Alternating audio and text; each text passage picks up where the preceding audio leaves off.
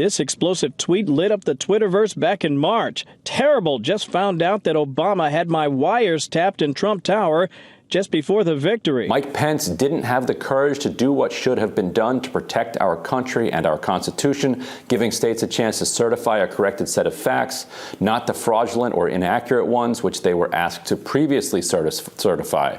USA demands the truth. These are the things and events that happen when a sacred landslide election victory is so unceremoniously and viciously stripped away from great patriots who have been badly and unfairly treated for so long. Far-right groups and conspiracy theorists immediately latched onto it as a battle cry. President Trump, in the early morning hours today, tweeted that he wants the American people to march on Washington, D.C. A former employee of Twitter, whose identity was kept secret, said online reaction to Trump's tweet was frightening.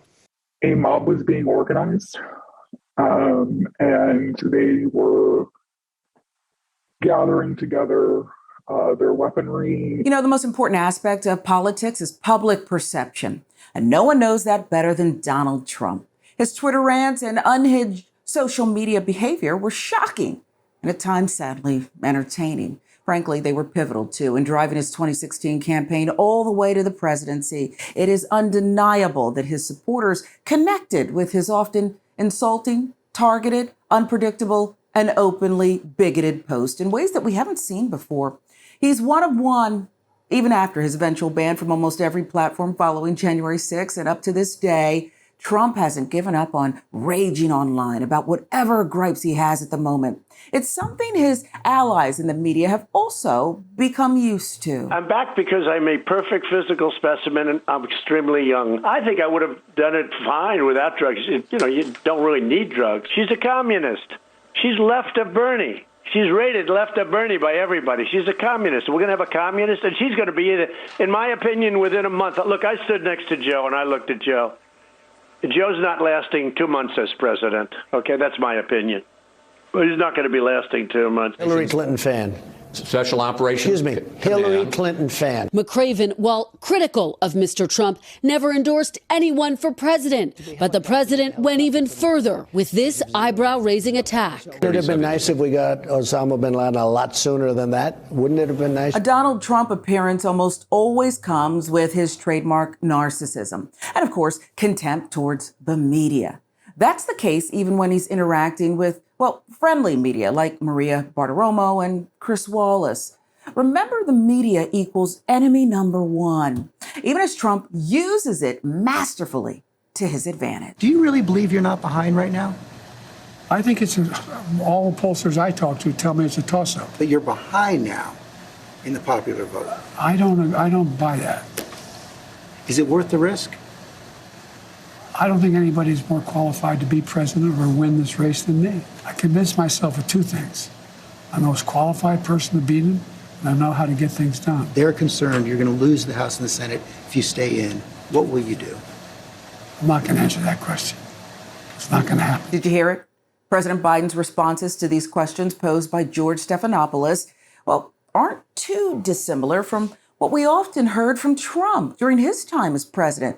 Mr. Biden is actually mirroring some of Trump's personality traits here. It's a far cry from what we saw at the start of his presidency, up until about a year ago when campaign season kicked off. And of course, now he's stressed with his campaign under fire. One could argue that his impromptu call into Morning Joe didn't help his base restore confidence in him as a candidate. Well, I wanted to make sure I was right, that the average voter out there still wanted Joe Biden. And I'm confident they do. We're not going anywhere. I am not going anywhere. So what is your plan of attack moving forward? My These are pretty big names. Is to go out and keep doing their big names, but I don't care what those big names think. I'm getting so frustrated by the elites. Now, I'm not talking about you guys, but about the elites in the party who they know so much more. But any of these guys don't think I should run against me. Go ahead, announce for president. Challenge me at the convention. Digging in on offense, issuing a challenge to those who dare oppose him, blasting so-called elites. The random call-in has some of the markings of Trump's sudden call-ins to Fox News all the time, seeking publicity, of course, or to gripe about The latest unflattering headline about himself. Joe Biden's tone and rhetoric were aggressive.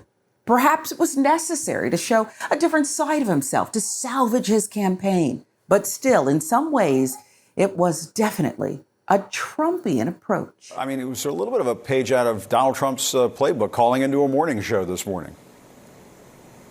Yes, I think we should recognize that. I don't want to use the phrase Trumpian and go down that path as an insult, because it's not meant always as an insult.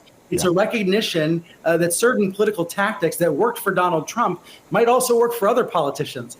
But yes, Biden did sound a bit Trumpian in this most recent call. He did, by the way, also on ABC. This is not just about Biden. It's not just about Trump. It's about the American gerontocracy. It's about elderly people running the government and most younger voters being sick and tired of it. The media reactions to the new Joe Biden sound a lot like how the media began reacting to Trump.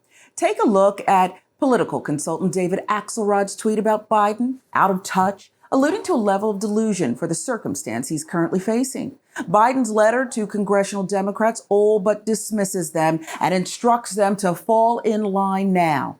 It's not a Trump-like threat, but one can read between the lines. The Democratic Party is more disjointed than ever, divided over their leader and divided along racial lines now about him too. Both parties are representative of so many major issues in our country today. One bad debate didn't land the Democrats here. Their arrogant old boys club did. A party that preaches about democracy being on the line, only to play dictators on the inside. A party where a few entrenched politicals decide who gets their turn to rule.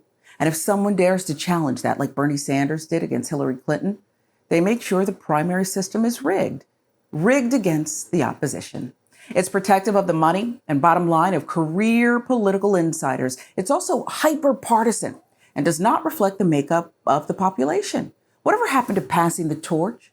Senior politicians and primarily their teams who refuse to step aside and pass the torch to newer generations have contributed to the dire state of the Democratic Party.